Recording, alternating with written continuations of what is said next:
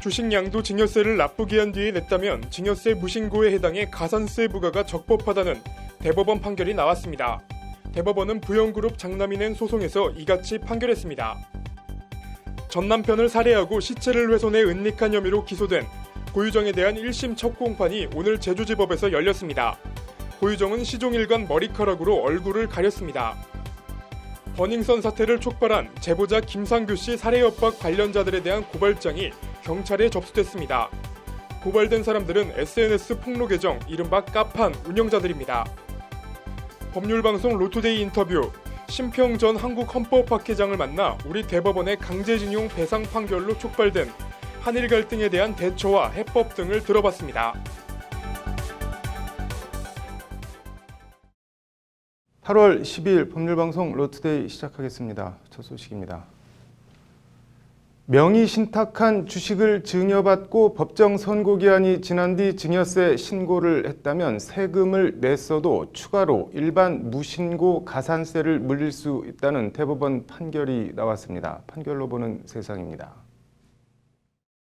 건설 재벌인 부영그룹 얘기입니다. 이성훈 부사장은 아버지 이중근 회장이 이 회장 자신의 동생과 매제 이름으로 명의 신탁한 주식을 증여받는 과정에서 세무당국으로부터 무신고와 부당한 방법으로 세금을 포탈했다는 이유로 각각 가산세가 부과되자 이에 불복해 소송을 냈습니다.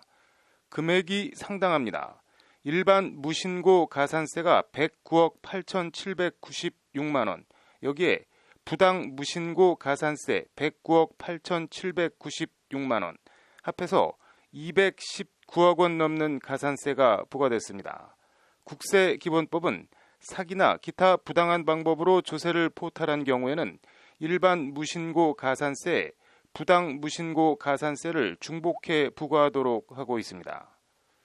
재판에서 이성훈 부사장 변호인은 부가세 신고기한을 넘겨서 세금을 내긴 했지만 가산세를 자진 납부해 무신고 상태가 해소된 만큼 일반 무신고든 부당 무신고든 어떤 경우에도 무신고가 아니라고 주장했습니다. 1, 2심은 일단 명의 신탁된 주식을 아버지 이중근 회장이 아닌 삼촌이자 명의 수탁자였던 이신근 썬밸리그룹 회장에게서 증여받은 것처럼 증여자를 허위 기재한 부당 무신고에 대해선 이성훈 부사장 손을 들어줘 유효한 과세 신고라며 부당 무신고 과세를 취소하라고 판결했습니다. 이 부사장이 증여자가 허위로 기재된 증여계약서를 작성했다는 사정만으로는 사기, 기타 부정한 행위 등 부당한 방법으로 증여세 과세가액 및 과세표준을 신고하지 않았다고 보기 어렵다는 게 재판부 판단입니다.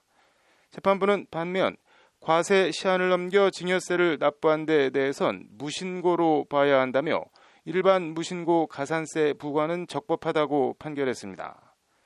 기한 후 신고와 본세, 가산세 납부가 이뤄졌어도 납세자가 법정 신고기한 안에 과세표준 등을 신고하지 않았다는 것엔 변함이 없다는 것이 재판부 판시입니다.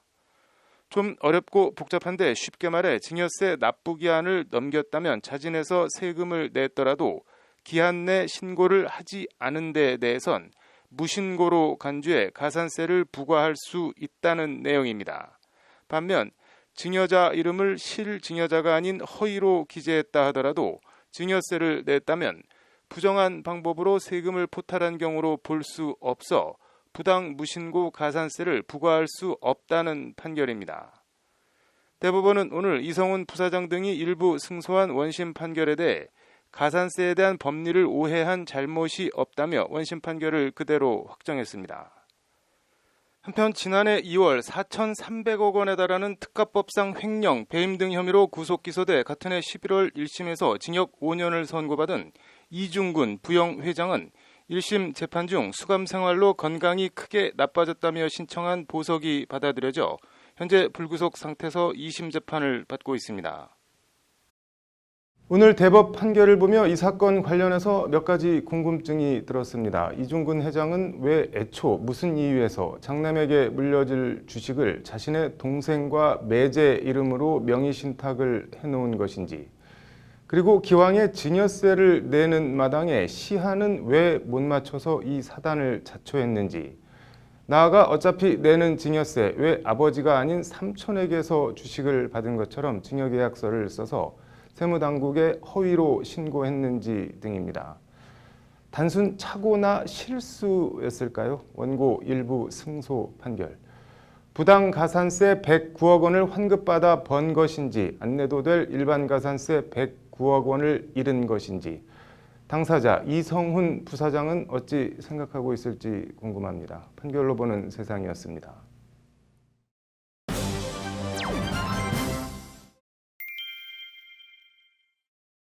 네, 버닝썬 사태를 촉발한 제보자 김상규 씨에 대한 살해 협박 관련자들에 대한 고발장이 접수돼 경찰이 수사에 착수했습니다. 남승한 변호사의 시사법률입니다.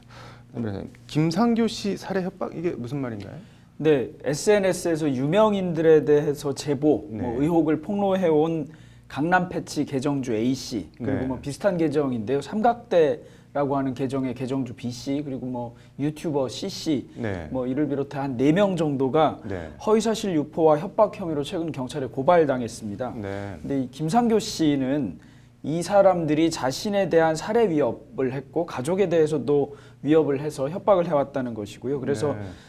지난달 25일에 강남경찰서에 자신과 가족들에 대한 신변보호 요청을 했습니다. 네. 고발 자체는 김상교 씨가 한 것은 아니고요. 네. 서민민생대책위원회라고 하는 그 시민단체가 김상교 씨의 협박건과 관련해서 고발장을 접수한 것입니다. 뭐 저런 사람들이 그런데 왜 김상규 씨를 죽이겠다고 협박을 한 건가요? 네, 김상교 씨는 이 버닝썬과 경찰의 유착 의혹을 폭로해서 이제 유명해졌습니다. 네. 그런데 이 고발장에 따르면 A 씨 등은 김 씨에게 의도적으로 접근해서 친분을 쌓은 뒤에 네. 특별한 이유 없이 특정 SNS의 유명 인사들을 공격해달라 이렇게 지속적으로 요구했다는 것입니다. 네. 김 씨가 이를 거절하니까 태도가 돌변해서 조폭 오빠들과 친한데 3천만 원이면 조선족 섭외해서 죽이는 것은 일도 아니다. 네. 김상교 까판을 만들어서 사회에서 매장시키겠다. 이런 등의 말로 협박했다는 것이 고발장의 내용이고요. 네. 뭐 또 CC 네. 유튜버의 경우에는 이런 사람들로부터 받은 정보를 임의로 편집 왜곡한 유튜브를 통해서 허위 사실을 유포한 혐의도 받고 있습니다. 뭐 까판을 이용해서 매장하겠다. 까판이 뭔가요?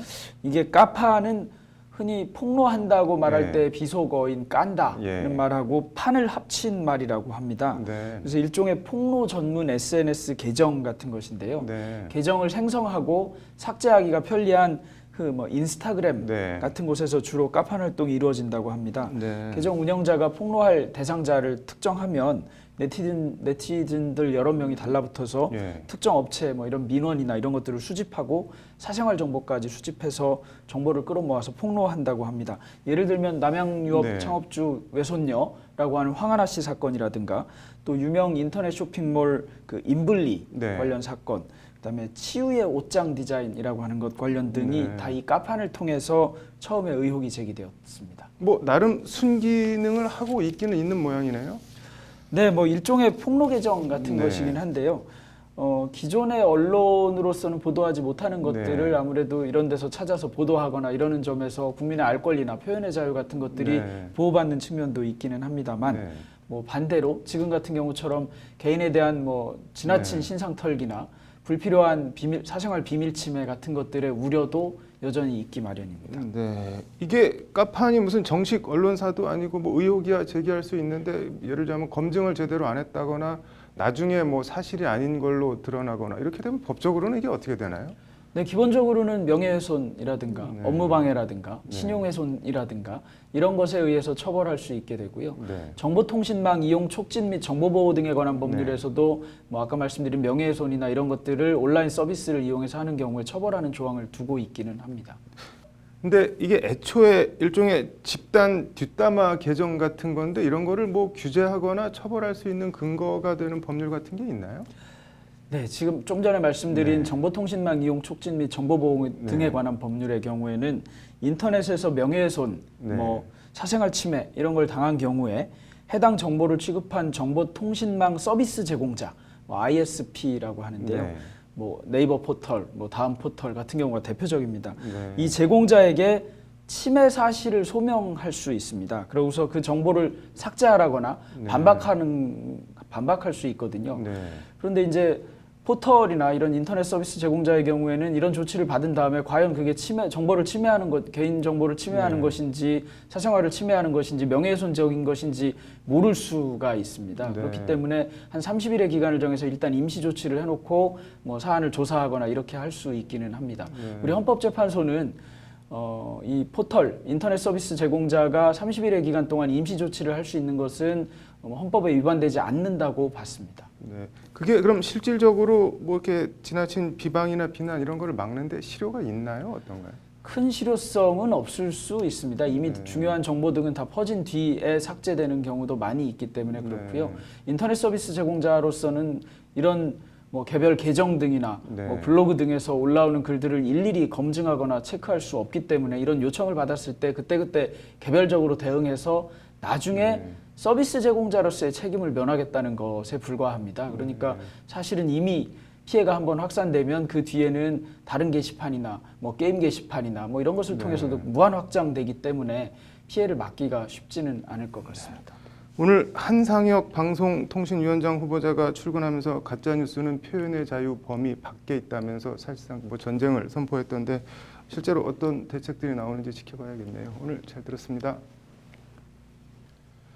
네, 다음 소식입니다. 우리 대법원의 강제징용 배상 판결로 촉발된 일본의 수출 규제 조치 등 경색된 한일 관계가 좀처럼 풀릴 기미가 보이지 않고 있습니다. 이번 사태를 어떻게 봐야 하고 뭉친 실타래처럼 꼬인 문제들을 어떻게 풀어가야 할까요?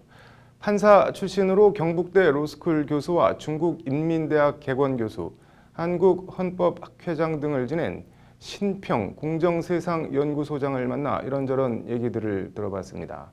로투데이 인터뷰 신세아 기자입니다. 첫인상에서부터 깐깐함과 강단이 묻어나는 신평 이사장은 법원 비리를 폭로하는 글을 신문에 기고했다가 지난 1993년 법관 제2명에서 탈락한 법관 제2명 1호 탈락자입니다. 1989년 일본 파견 1호 법관과 다수의 일본 관련 저서, 인민대 개권 교수를 지내기도 한 동북아 전문가이기도 합니다.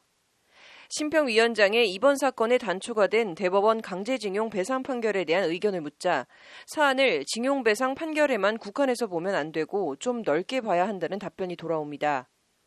대법원 판결은 또 그 나름대로 그 정당성을 갖고 있는 것이고, 그러나 그 징용 피해자 그 배상 판결 그 하나만 문제가 된 것은 아니고. 이번 한일 갈등은 경제적으로는 한국의 급속한 경제 발전과 외교적으로는 우리 정부의 위안부 합의 파기 등 여러 사안들이 복합적으로 터져서 분출된 것이라는 게 신 이사장의 진단입니다.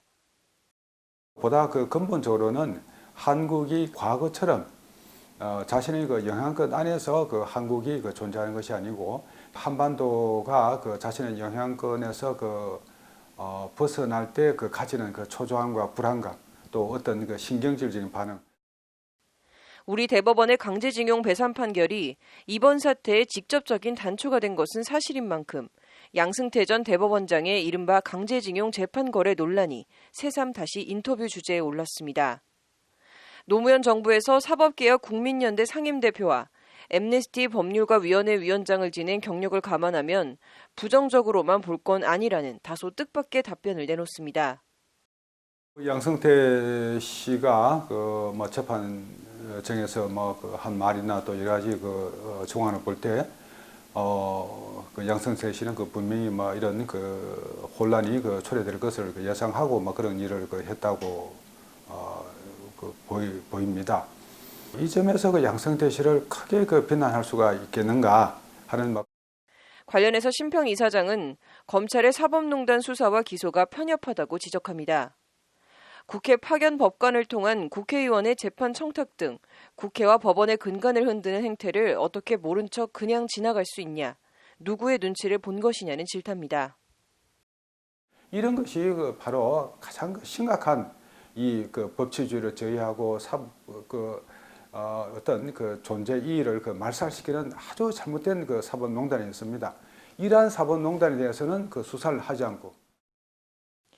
다시 경색된 한일 관계로 돌아오면 아베 정부의 한국에 대한 백색 국가 제외 조치 등은 아베 총리가 오판에 악수를 두었다는 게 지금까지의 경과를 지켜본 신평 이사장의 총평입니다.